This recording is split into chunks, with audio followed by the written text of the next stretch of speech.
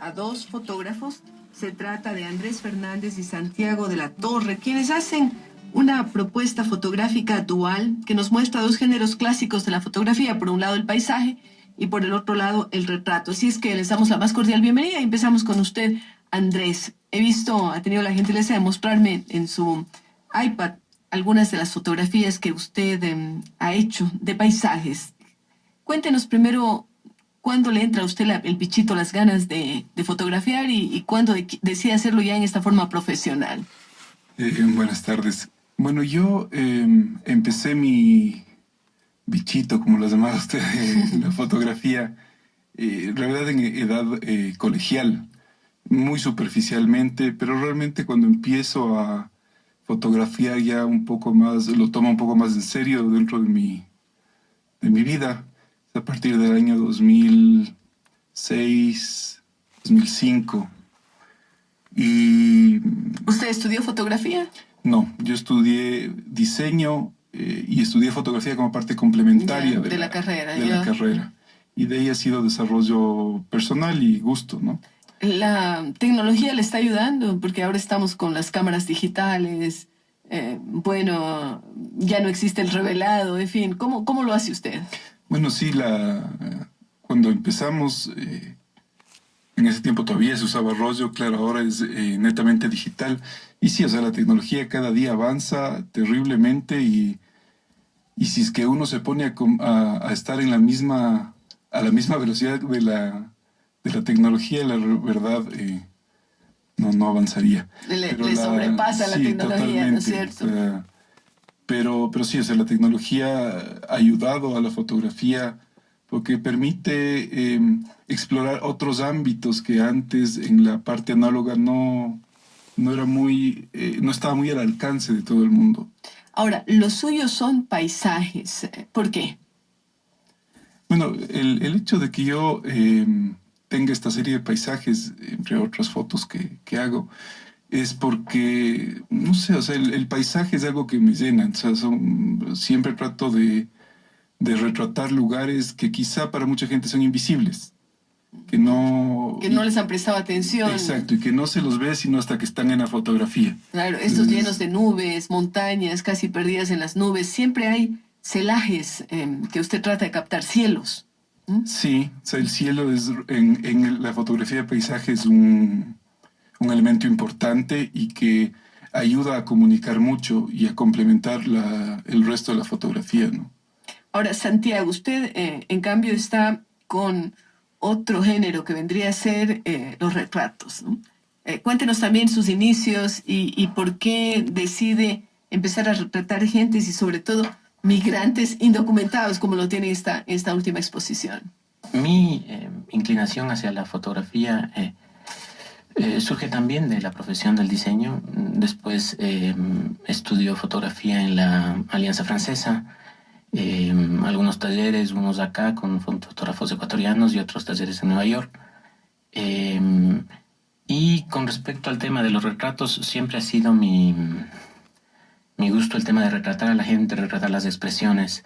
Pero también me parece que uno como fotógrafo tiene una herramienta en sus manos que la puede utilizar con determinado nivel de responsabilidad. El tema de generar o de tratar de generar una conciencia me parece muy importante y es lo que me apasiona en realidad en la fotografía.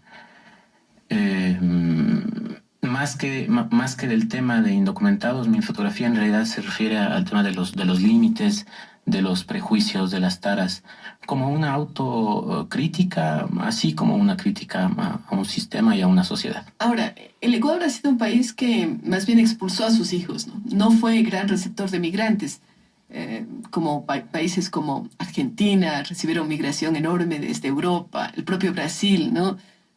La segunda ciudad más grande de Japón creo que es San Paulo, o la segunda ciudad más grande de Italia sigue siendo San Paulo. Entonces, no fue un gran país receptor de migrantes, más bien fue emisor de migrantes, ¿no? Gente que emigraba del país, que salía a buscar la vida en los Estados Unidos y en Europa. Sin embargo, en estos últimos tiempos el tema se reversa, ¿no? Y tenemos, sobre todo por la situación en Colombia, una muy buena cantidad de inmigrantes colombianos, pero también por la apertura en un momento dado de las fronteras ecuatorianas, es decir, no vamos a exigir visa, empezaron a llegar, pero parecería ser también que el ser humano es transhumante, ¿no? Que anda de un lado para otro, esa es una condición natural del ser humano, que se mueve o porque busca comida, o porque hay una situación de guerra, o porque hay una situación de una calamidad de carácter climatológica, ¿no?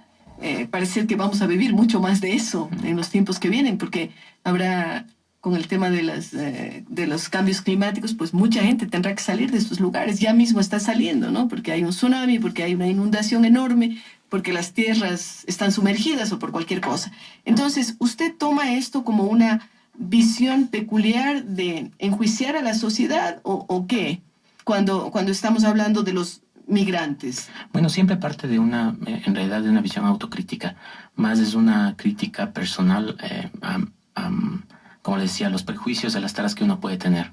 Uno escucha siempre, en efecto, estoy de acuerdo con usted, no solía ser un país que recibía mucha migración y después, dado el avance de la economía del país, empezó a traer, y además de las fronteras abiertas que... El tema de la dolarización, por ejemplo, ¿no? Totalmente. Eso, que venga gente. Sí, de acuerdo. Entonces, claro, empieza a llegar gente y lo que usted escucha normalmente es mucho prejuicio en los comentarios de la gente, justo con respecto a los colombianos, con respecto a la gente cubana.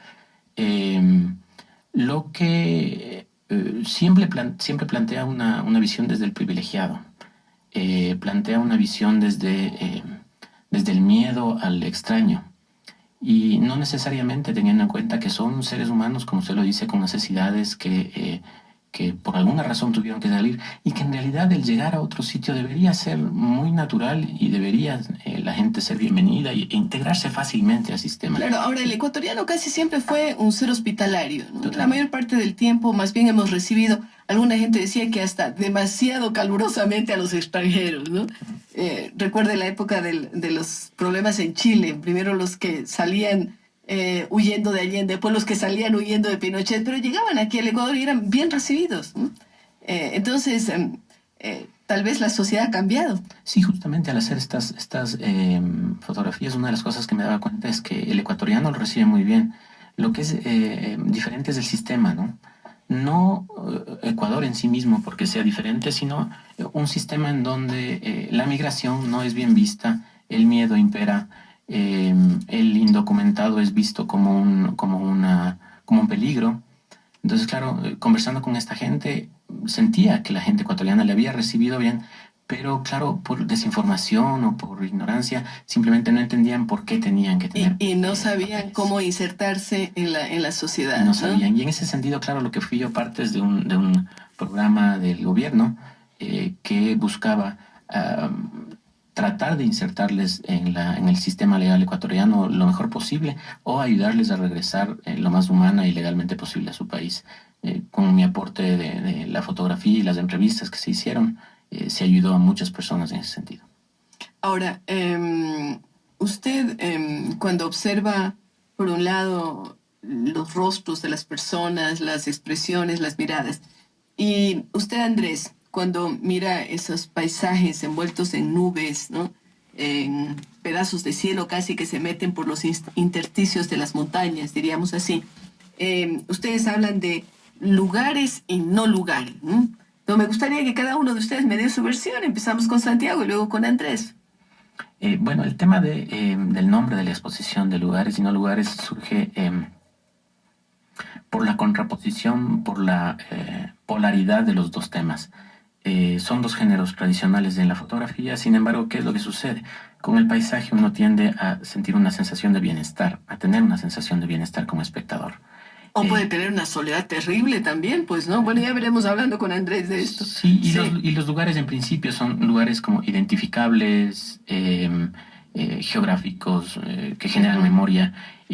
Como contraponiendo a eso, están los no lugares que surgen de la vida moderna, que si nos vamos a la definición precisa, estamos hablando de lugares en donde la gente, son lugares de paso, ¿no? Por ejemplo, estaciones de metro, en donde la gente lo que sucede es que está predestinada a no ver nunca más al otro, está predestinada a pasar por ahí y no necesariamente a recordar ese momento.